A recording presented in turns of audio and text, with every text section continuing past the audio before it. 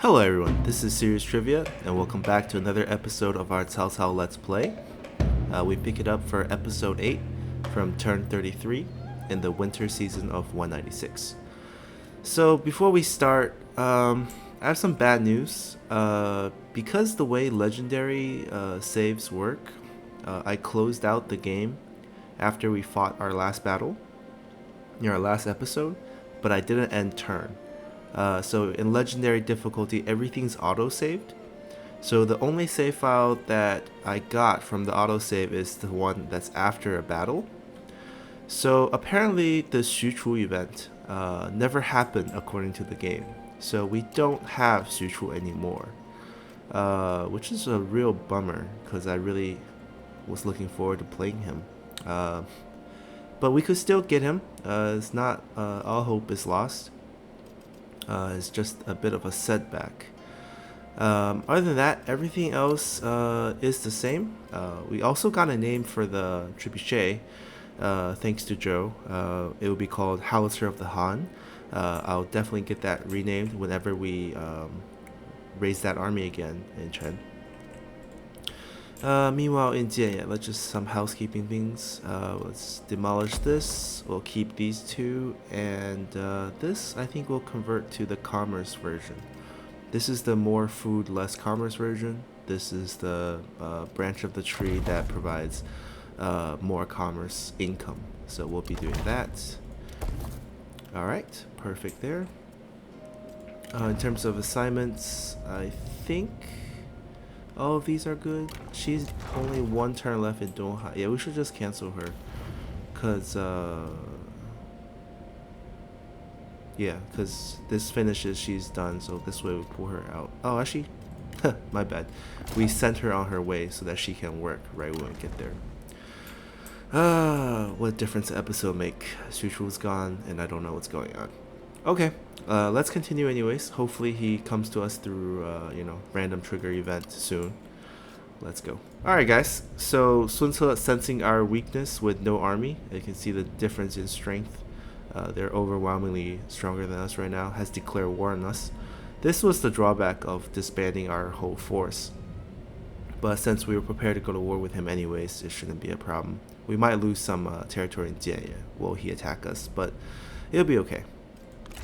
Liu Bei and Kong join the war against Yuan Shu. Alright, Sun Ce declare war on us. That is totally fine. We'll fight them anyways. That was our plan. We don't have an army right now, so we'll be losing some stuff. His army is actually marching north towards Yangzhou. He can take that for us, and we'll march our way back down. Alright, some other piece. Yellow Turban got destroyed again. Okay. Liu Yao has died. I guess there's a new, his wife has taken over. We got a new son for Cao Ren. Not Cao Cao's son, but Cao Ren's son. And our spy is still trying to infiltrate. Okay. Ah, we have a assassin situation. So usually this happens when your character's loyalty drops quite low against you. So it triggers when they are dissatisfied. You could take care of this just by paying them, and it will boost their satisfaction temporarily. Or you could kill them and trigger this Reign of Terror debuff for your whole faction, which I don't want to do. Ignoring them would be bad. That'll just make them defect and leave your faction. This seems to be our two new strategists we hired, but we haven't been using. So we'll just pay them off. We have the gold to handle this. Alright. Alrighty, so we didn't get Xu Chu.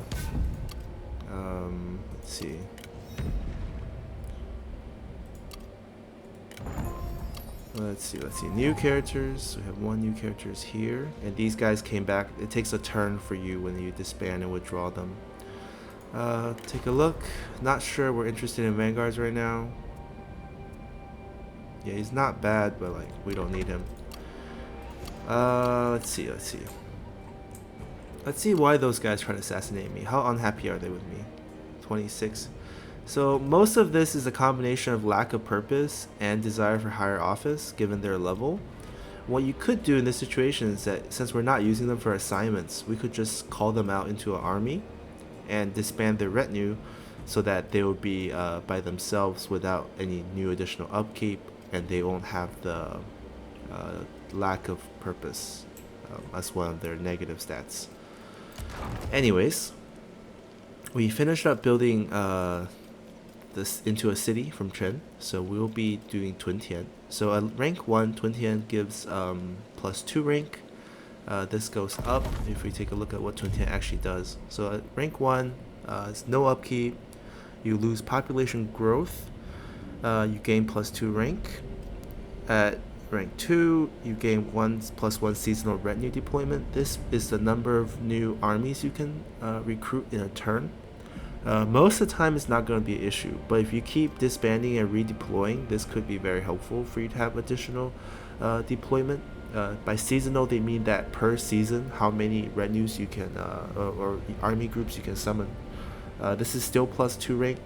At rank 3, however, it becomes +3 rank, which stays that way all the way to rank 5. So we want to get it to rank 3 quickly. It's 1 turn to build these. So it's 1 turn it'll be quick. We have our assignment in place. 3 turns, 3 levels, we'll get there. This just limits our ability to recruit retinues at a higher level. It'll be the same thing if we recruit the general. So we'll actually be raising an army right now because of our immediate danger from Sun Ce. Okay, so let's raise the army here. I like to raise army starting with the strategist. That way I know who he gets along with and I can assign them accordingly.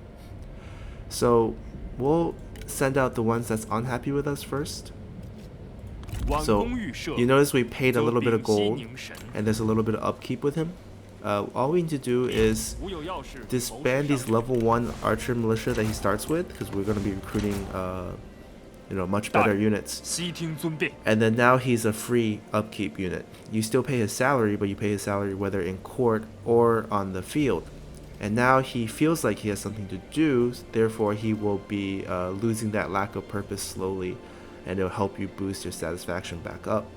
But ultimately, since he's a level 4 character, we're going to need to give him a raise eventually, because senior orator is too low for him to stay happy. And he doesn't have any traits that reduces his desire for higher office, so we have to take care of him. Let's see who he gets along with.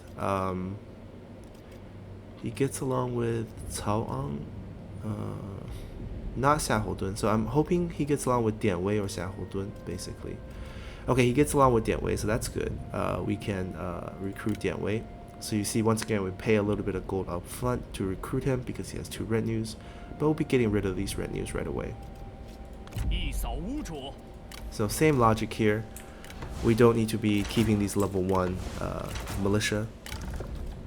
Lastly, we need a cavalry officer. Xia Houyuan finally gets a chance to do stuff. He's been sitting there the whole time. I prefer vanguard units over commander units because shock cavalry just does much more damage. Although commanders bring a lot of buffs to the army, so there's value to both. So we'll grab Xia Houyuan's right here.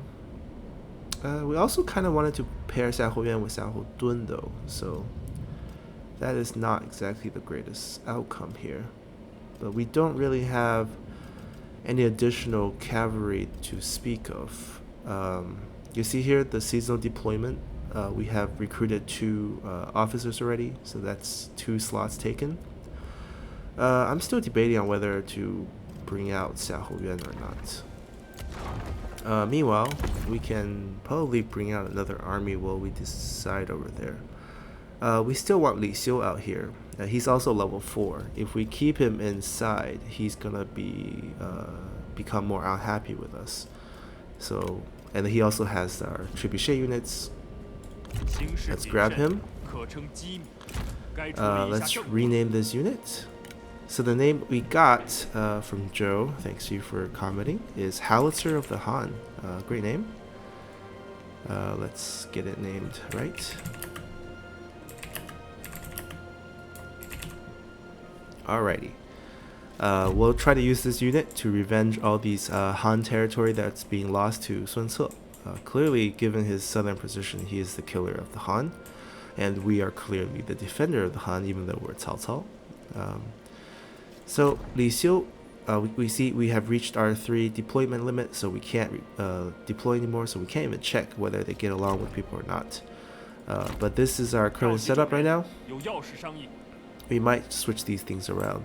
We might set up a new army group with Xiahou Yuan and Xiahou Dun to get that family bonus on the rank. Meanwhile, let's take care of all the other things. Jianye has been sieged by the remaining troop of Liu Yao. He doesn't have any units right now. We should fight this now when he only has 35 units with the general. If we wait any longer, he'll win the battle just by sieging it.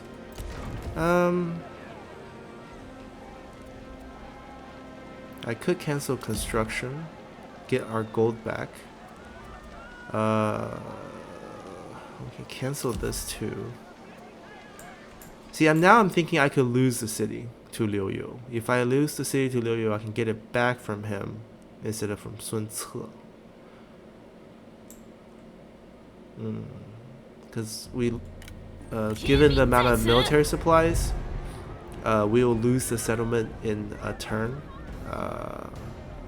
If we fight her in the open field, I don't think we'll win either with our current amount. So we'll let her take it. It's fine. Liu Yu is not a big threat as much as Sun Ce. Alright, we can definitely do some upgrading in Guangning. So we do have a assignment here.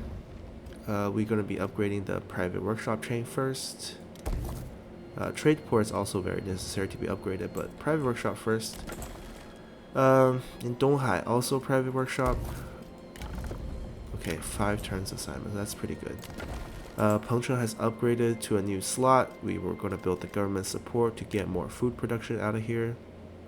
We're running low on food again because of all the upgrading in terms of city size we've been doing. So they're consuming more food now since we're upgraded them. This is all we're going to do this turn. We'll pick up a new reform. So last time we picked up this reform to enable level 3 private workshop. We have a couple choices here. We could pick up a farther upgrade here for more income from commerce, as well as a level 4 private workshop, which is always good.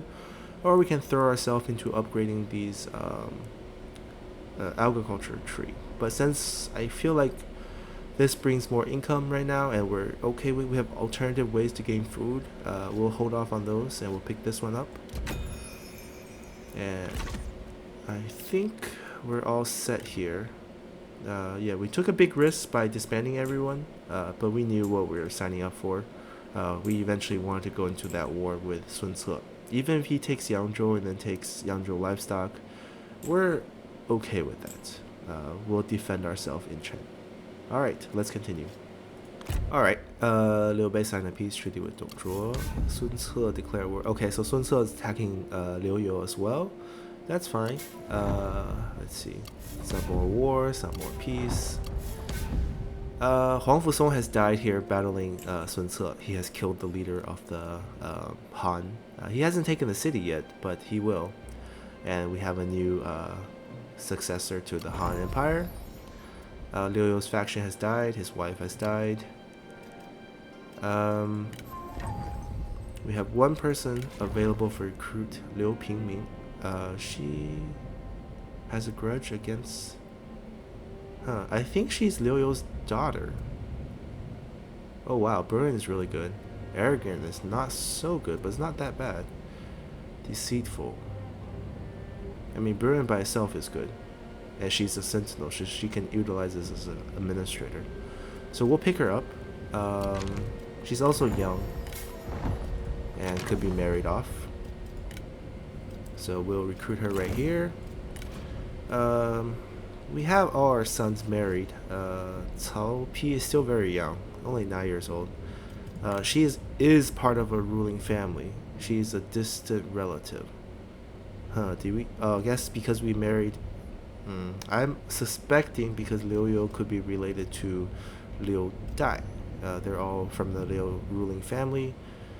So I'm guessing that's why they might be related. But the symbol basically means I can marry her off to other factions to steal characters because she is a relative of ours, which we don't see here.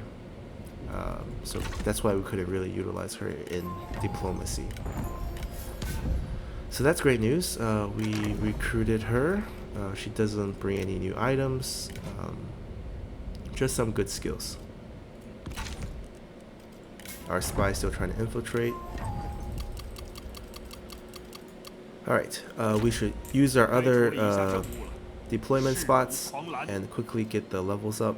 So we should ideally be recruiting armies soon.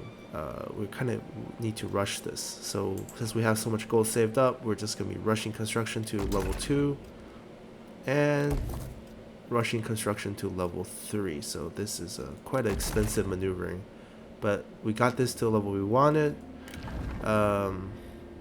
which kind of wasted the effort of our assignment here, but we didn't want to wait any more turns. So we'll be recalling Cao Ren, because right now if you look at it, this city is full built.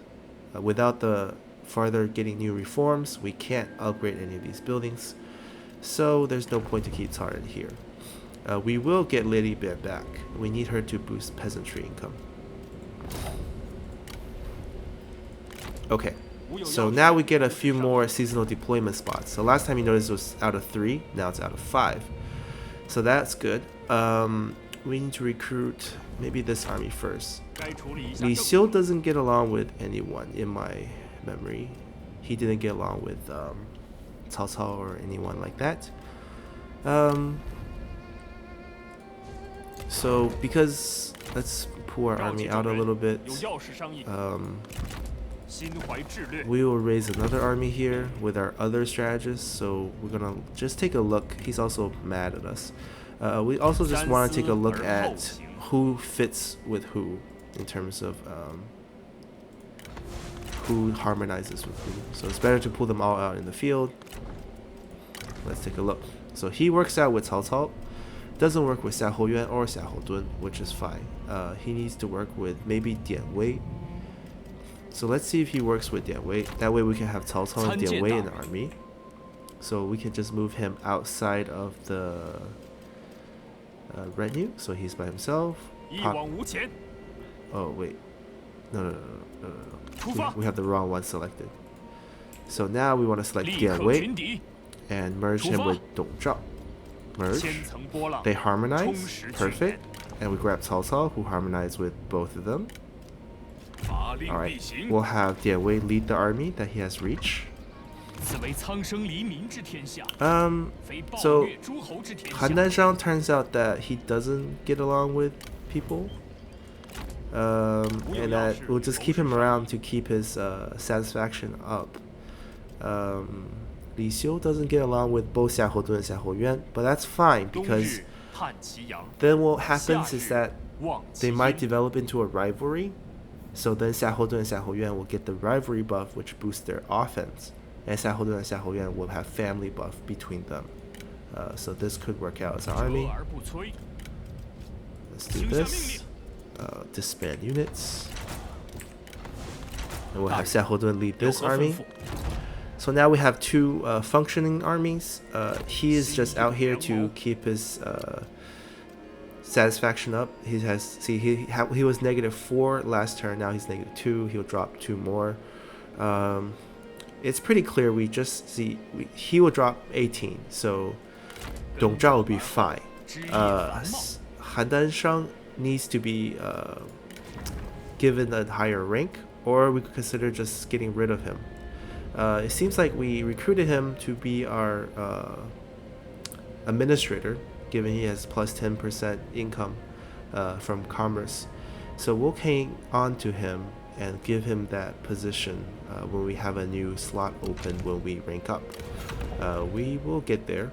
In the meantime, we'll just try to keep him happy with items to save us money from giving him a rank up. Sadly, we don't have any items to give him that could help. Yeah.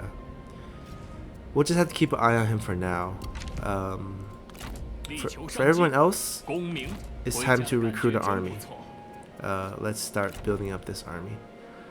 It's time to spend our gold. So notice here, everything starts out rank 6, so they're much better. All their stats get boosted. For Dian Wei, the army choice is going to be Spear Guards, 4 of these, and 2 Z Militia. For Dong Zhao, it's going to be, let me consider this for a second. Dong Zhao. We kind of recruited him to be a administrator as well. We'll definitely have 1 trebuchet, that much we know. I'm debating between going for crossbowman build or archer build. He does have composure, so he definitely needs some archer. So now that we have archer unlocked, it's just a little bit extra upkeep, 25 gold per turn, and you gain a lot more ammo, you gain a lot more armor, as well as range attack speed and morale. So we'll be using the archer. Whether we want to go 5 archer or some crossbowmen here, I'm not so sure. Crossbowman does more damage, fires more slowly, and has less ammo. He doesn't have a high cunning, so he can't add much more ammo to the units. Therefore, I feel like we should just be better off going with full archer, or else the crossbowmen will run out of ammo too fast for him to be useful. Cao Cao will still be going with a heavily saber militia build. There's the upgraded version of Jian Sword Guard Cavalry, who has access to the wedge formation, which will give him more charge capability to do more damage while charging. But the main reason we have these units is actually just to absorb some archer damage, as well as to disrupt the back line, so we don't actually need the upgrade. There's quite a price jump. We'll recruit, I don't know if I don't need 6 of them for sure. Maybe just 2 for now. That's what we've been going with. This group will mainly be our damage dealer. This is mainly the wrap-up guys. These guys are frontline, so that's our army composition right there. Over here will be similar setup. Xiahou Yuan is a little different. So he's shock cavalry. He doesn't have access to tiger and leopard yet because he's not level 3. But mainly we'll just be using militia units to start. We need a little bit more of these guys because they do a lot of damage, but they're not very defensive. So we need some numbers here. Maybe 4 of these guys. And for Li Xiu, he does have a bit more cunning. So we could utilize some crossbowmen for him. But we will definitely recruit some archers to take advantage of the fire arrows.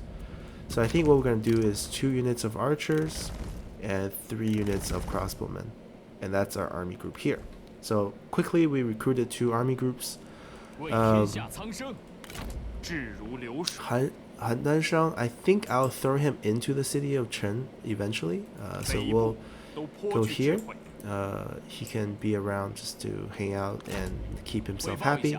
We won't be moving any of these units because we need to take advantage of the mustering rate. We have 3 more turns till replenish. We'll wait for that, and then we'll fight Sun Ce. Elsewhere, let's look at buildings. Donghai. Donghai has upgraded that private workshop chain 1 more time. We got the new reform, so we'll be doing it 1 more time. This also unlocks artisan for us. Not that it's relevant right now, but level 4 buildings and level 5 buildings unlock these special resources. Guangling, same thing. So for Pengcheng, we'll be upgrading the new government support. Chen, we're done with Chen. Okay, so they're still sieging us. They disappeared. Oh, they died. Wait, how did they... I don't know how that unit just died. They were sieging us. They were going to take over the city because of the turn. The supply ran out. But instead of that happening, we have this. I don't know what's going on, but maybe we'll just keep it like this. We don't need to worry about that city. In terms of assignments, quickly look at assignments real quick. 2 turns in Guangling, 4 turns in Donghai. That's both fine. Both will still be utilizing them.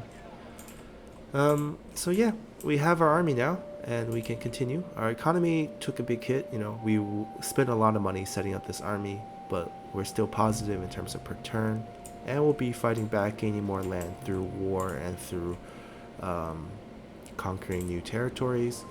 Meanwhile, Liu Bei has somehow taken the city of Yinchuan. If we look at ownership, Liu Bei has expanded kind of like this. Liu Dai has lost Luoyang back to Yuanshu. And Huangzu has taken Nanyang. Liu Biao. So things are getting interesting over here out west. A lot of fighting here.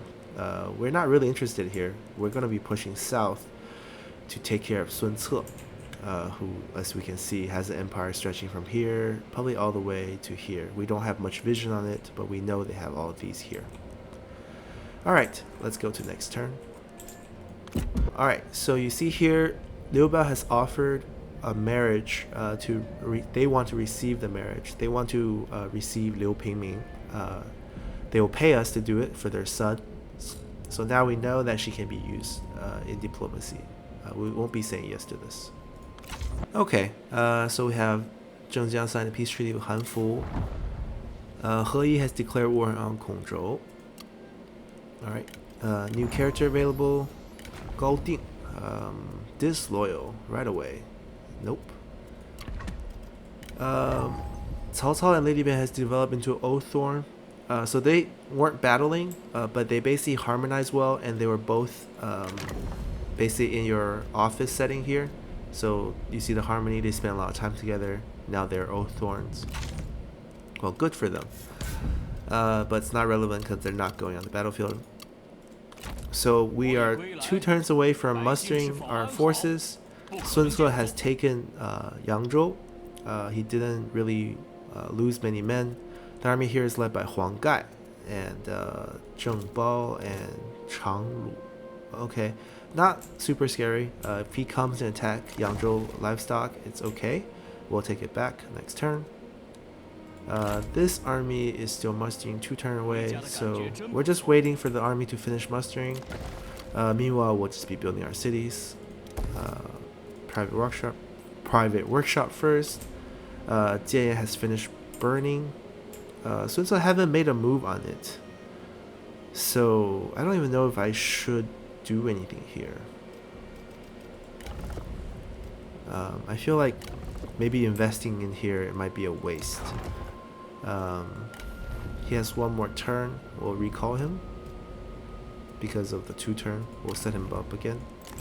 Donghai still is useful. 1 more turn, yet he will still be useful. Pengcheng could use a discount because Chen is done building for now. If we want to expand our building any farther, we need to unlock more from the reform tree, or open a new slot by upgrading this all the way to a small regional city. So this is level 5, small regional city is level 7, so it'd be quite a big jump. We won't be doing that. Not much going on as we wait for our armies to get ready. Lady Band leveled up again. We'll be picking up flexibility to farther reduce the cost of redeployment. Alrighty. Eventually we'll get redeployment down to 0, where it's free, so we can just teleport our armies without disbanding. Let's take a look at diplomacy. We haven't really done that this turn, in this episode. Sun Ce and Dong Zhuo are the ones we're at war with. Wang Quan wants to sign a deal with us. Not really willing to pay, so we won't do that. Quite a bit of people want to sign military access with us. We are in decent relationship with most of these. so I don't feel like the urge to sign it right now.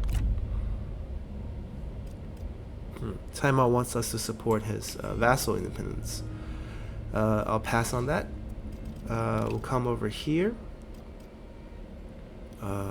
We have enough credibility to start another proxy war. Alright, so this is the final deal that I was able to find. I'm asking Liu Bei to do a proxy war with Liu Bei. The reason why I'm doing this is A, he seems to think favorably of this deal by quite a lot, and 2, I don't want Liu Bei to be able to confederate Liu Bei once Liu Bei dies, which tends to happen. He tends to have that mission where he needs to confederate Liu Bei, and the AI seem to be able to manage to pull it off whenever Liu Bei dies. So now I want to create some bad feelings between the two, so that they won't be able to pull that off later on. And 2, I'm able to get territory out of this deal. I'm asking him to give me the iron mine of Dong. It's relatively safe for me to have this because this is Liu Bei and Kong territory, both friendly with me. This also cuts up Liu Bei's territory into pieces. He has a piece in Langya, he has a piece in Dong City, and he has a piece in Chuan. And now I'm asking him to fight all the way down here. So it'll weaken him, and also gives us access to iron, which is key to unlocking a reform to reduce the cost of mines. Otherwise, we don't have any way to get iron. We're also getting over 2,800 gold from him, paid per turn, and we've still kept the deal at +5 to increase the amount of attitude increase. So he's happy that we asked him to go to war with a foreign enemy that could potentially be his ally. He's giving us land and money to do so, so we're happy to pull off this deal. We'll just be taking it. Alrighty.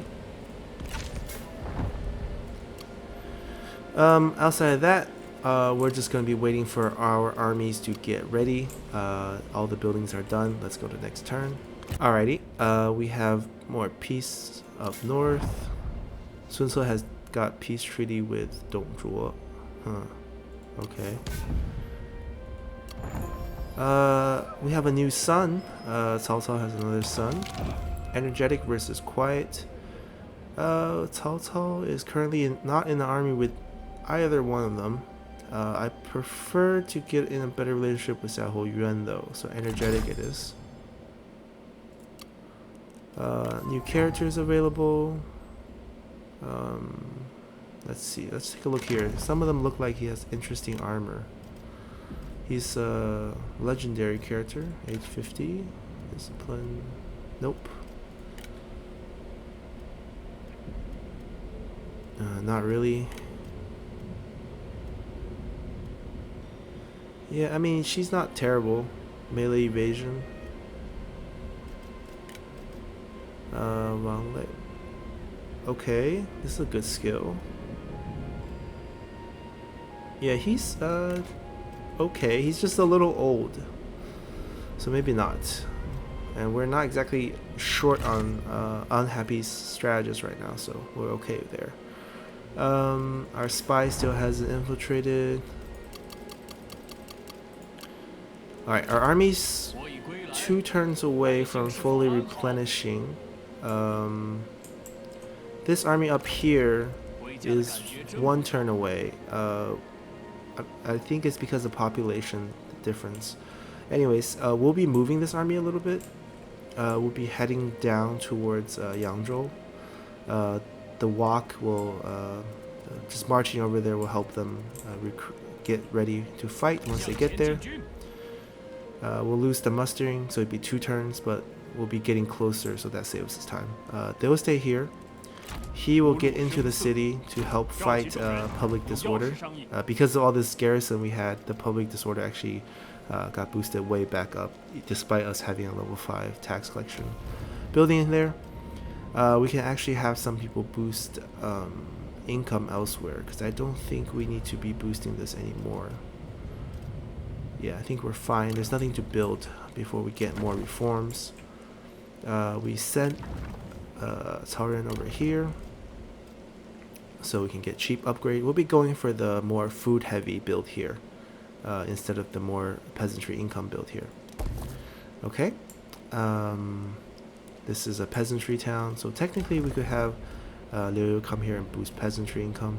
It's a 215, not that high because we haven't upgraded the tax collector up. Donghai meanwhile can be upgraded. We have the level 4 private workshop. We'll be upgrading this.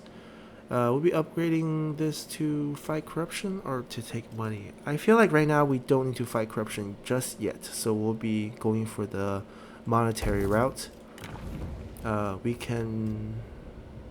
We don't have to recall him. We can let him run his course. It'll be fine.